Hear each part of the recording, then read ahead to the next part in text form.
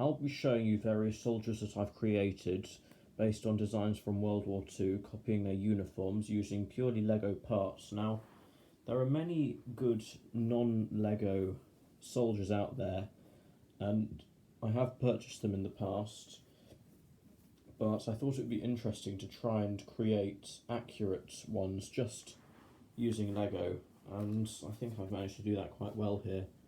So, I'll show you the various ones that I've created, starting with the American soldier. Now, here's the one with the gun. Without the gun, you'll be able to see in more detail. I've used the German Afrika Korps torso, the Lego's own design of the M1 helmet, which is very nice. They've made a proper war helmet, and the dark tan trousers, pretty standard head there, used in many Star Wars figures and Marvel and stuff, but I think they've used them in Marvel, but that's the American soldier. Next we have the Japanese soldier. Now, the Japanese soldier uses a torso taken from Colonel Dovchenko, who was a Russian officer in the Indiana Jones franchise.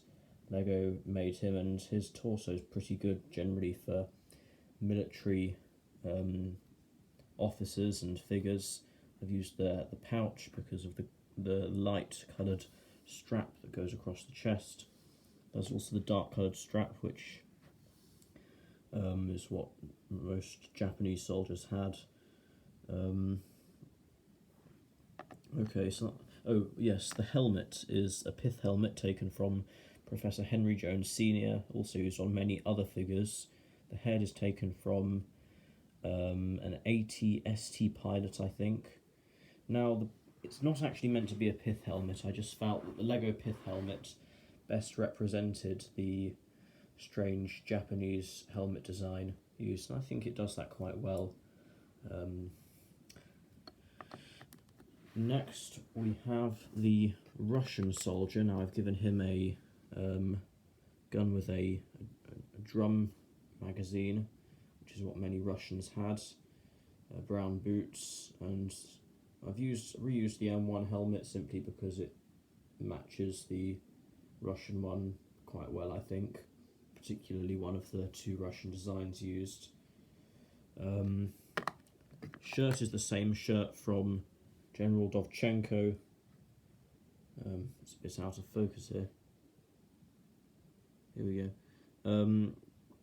And it was a good reuse of it to be able to use this in an actual Russian soldier.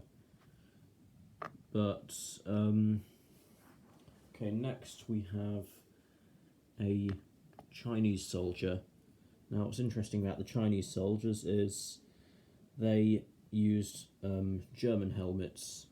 I'm just using the same M1 helmet just because that's pretty much the only good war helmet that Lego have ever made. They often use the aviator cap to represent various helmets, and the aviator cap is quite good for making soldiers.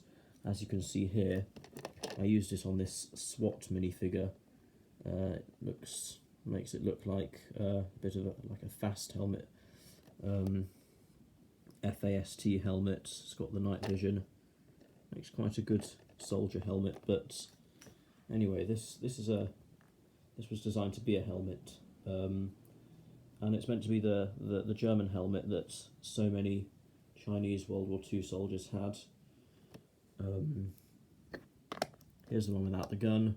Used the same Afrika Korps German uniform and a pouch across the chest. Next we have an Italian soldier. They look quite funky. The real ones do. These ones, I used the President Business torso because of the red tie. Now, the Italian uniform had a grey jacket with a red and black stripy tie. These pockets, I know they should be a bit further up in the uniform, but it's the best piece there is, and I think it works pretty well. Use the same helmet again, works very well for the Italians. Same 80 ST pilot head because of the chin strap. Now, last, definitely not least, these are probably some of the most unique looking soldiers because of that distinctive Brody helmet. Now, for this helmet, I think the part that I've used works quite well.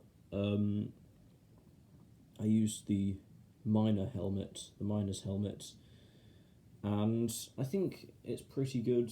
There's that big thing on the front, and there's all the ridges down the sides. I think they can be ignored. You could just say it's a flashlight, I don't know, but I'll show you the one without the gun. The torso, I've used the fisherman's torso. I've used a standard utility belt in dark brown and standard boot legs. With the fisherman's torso, I replaced the hands with these light nougat coloured ones. Now, an alternative helmet could have been the helmet used for Jay Garrick, who is the older version of the Flash. He's basically the Flash. He wears a Brody helmet. Now, LEGO have actually made their own Jay Garrick minifigure with a Brody helmet. However, it was completely inappropriate for this figure because it had these two yellow lightning things on the side, and while maybe some people could have ignored those, the actual helmet just looks oversized. This one, despite it having all these ridges on it and this big thing on the front, it's just a better size, and well, I think that this is a bit easier to ignore than two big yellow lightning flashes, or whatever they are, those lightning shapes. Now, I have made an entire video on the German army, because I made a huge LEGO German army. When I made it, I think there were like 22 soldiers in it. The reason I made such a big German army was because LEGO had already made various parts, making it easier to make loads of divisions. You can go and see that video. However, one that I didn't showcase in that particular video was this. I got 8 of these figures, and this is meant to be the pre-war Schutzstaffel soldier with the field blouse, the greatcoat, the winter greatcoat, and with the white gloves. I took the torso from a old style fireman. Now the minifigure that came with this fireman's torso isn't old, it's just meant to represent an old style fireman. And the helmet, well, that's just the same as all of the others. It's probably the best there is in LEGO. The head is taken from a rebel trooper, and I think it's pretty accurate. The white gloves especially, it actually came with the white gloves, the fireman. Yeah, that about wraps it up. So if you're interested to see the German soldiers, what they look like, and the various different officers and crew, such as Luftwaffe pilots, which LEGO made themselves, and Afrika Korps, and Panzer Division soldiers, then go and take a look at that video. Now, a bit of an announcement. I've been meaning to make instructions. I haven't got around to it yet, but when I do, I'll post them online.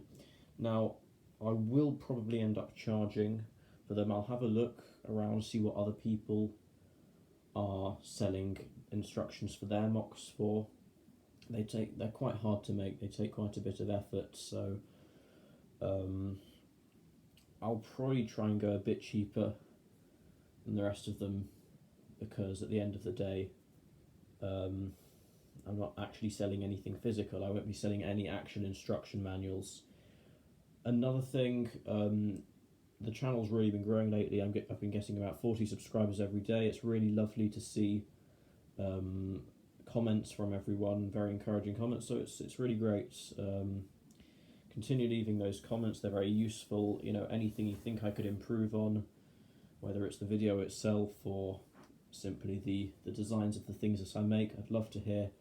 It's always great hearing your opinions, and yeah, I mean, feel free to send me your own channels if you've got cool jets to show.